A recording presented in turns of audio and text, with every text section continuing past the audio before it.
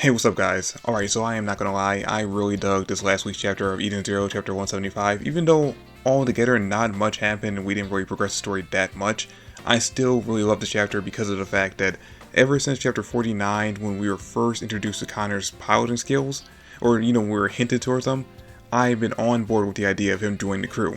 So it was actually kind of heartbreaking when we found out later on that he was actually going to be joining Ziggy's crew as their pilot. But now that we're in Universe 3, we have a brand new Connor. We have this Connor joining officially on the crew. And just to make sure that everyone knows why he has to be on the crew, we get to see full display of his piloting skills in this chapter. Which honestly, this entire chapter kind of reminded me of that one small sequence back in One Piece during the Whole Cake Island arc near the end of it, when Jinbei officially joined the crew and showed off his skills to the rest of the crew as the helmsman by surfing on that wave.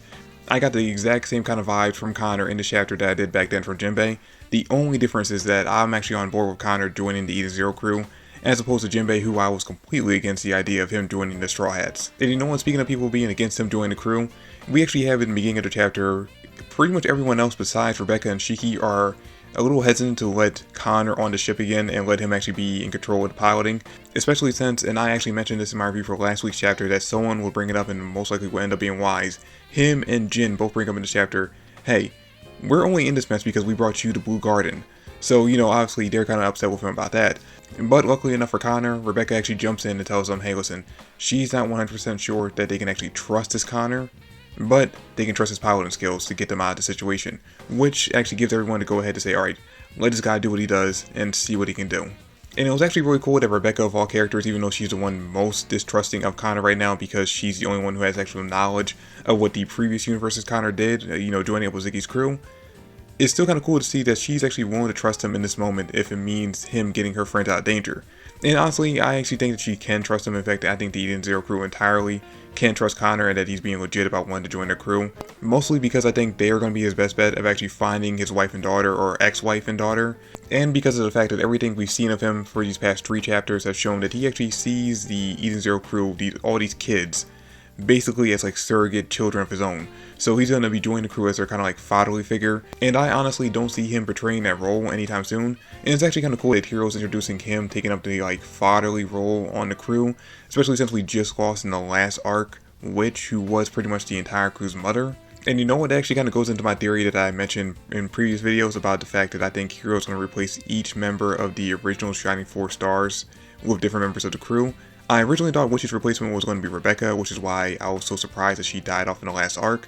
But now that we have Connor jumping in, not as a member of the Shining Stars, but taking up the parent role that Witch had on the ship, my theory might still just be a little bit valid. So if we see in the next arc or the next few arcs, it seems like, either Sister or Herman are going to be put in a situation where they might end up dying, be prepared for them to actually end up dying.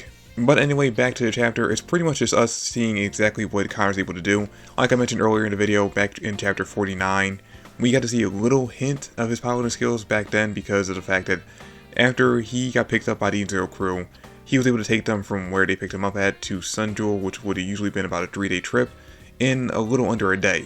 So we didn't actually get to see his piloting skills back then, but we got to see the results of them. So even just from that chapter, we already knew that he was a skilled pilot, and in this chapter, he fully shows us what he's capable of doing. And I actually kind of enjoyed it. I kind of enjoyed seeing him basically just outsmart, outplay, and outmaneuver all these other ships, which, by the way, one of the ships that Feder controls on board, the commanding officer on one of the ships is actually Racer from Duration on Stage from Fairy Tail. Obviously, it's, the Eden Zero version of him, but still, it's actually kind of a nice callback seeing Racer in the chapter. Although this version of Racer is not living up to the name that the previous one did because he easily gets outsmoked by Conor in this chapter. In fact, the entire fleet gets outsmoked by him except for Feder herself when she comes up in her own personal ship chasing after them. It takes a lot more effort from Conor in order to defeat her or basically outrun her. In fact, he's only able to do it because he actually takes them into an asteroid field and uses the debris from the asteroids that he shoots to block her movement in order for them to get away or to stall her long enough for their fast travel to come back online and they just get out of there before she can catch up. Now, the chapter ends with Shiki officially naming Conor as the captain of their ship, which, again, I was definitely on board with the idea of Conor joining the crew, but I don't like that idea of him being considered the captain. And the only reason why I figured that is because, again, taking it back to One Piece, when it comes down to it, I see the leader of the team as being the one who should hold the title as captain because of One Piece. So because of that, I don't like the idea of Conor holding the title of captain of the ship. That should go to Shiki because he's, again, the leader of Eden Zero. But I mean, as long as Conor doesn't overstep his bounds and try to give orders to Shiki and realizes that Shiki's the one really in charge, I'm not going to really have too much of a problem with the idea of him being the captain, technically. But again, I don't really like the terminology that he was using. I personally would have said that he was the helmsman of the Eden Zero, not the captain. But anyway, yeah, that's pretty much all that happens in the chapter. Now, they say they're going to Lindard at the end of the chapter, that's where Conor's taking them. But from what I'm hearing from the leaks that's coming up for this next chapter, it seems like they're going to be making a pit stop at a different planet. So they're not going to be going there just yet. Which is actually kind of interesting because, again, from the leaks, what I'm hearing is that LZ is either close by or already on Lindard. So basically, by them actually going to this other planet for a pit stop, they're delaying her getting the backup she's going to need when facing off against Ziggy. Because even though Elsie is an incredibly powerful character, I don't think she's going to be able to take on Ziggy by herself. So she's going to either need Shiki to hurry up and get there, or a more interesting idea, Justice shows up and actually the two of them tag team against Ziggy. I still don't think they'd actually win against him, but it actually would be pretty cool and interesting to see these two characters actually use their abilities to fight off against Ziggy together instead of trying to fight each other. Or, you know, maybe we can actually make it a three-way fight between the three of them, kind of like what happened in the last arc.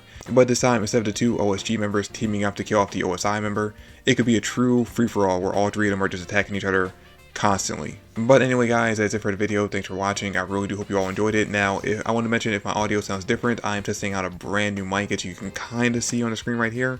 So yeah, I'm going to try to see if I can make the audio as clear as possible. So yeah, here's hoping that audio is just perfectly clear. But anyway, guys, that's it for the video. Thanks for watching, and I'll catch you all in the next one. Peace.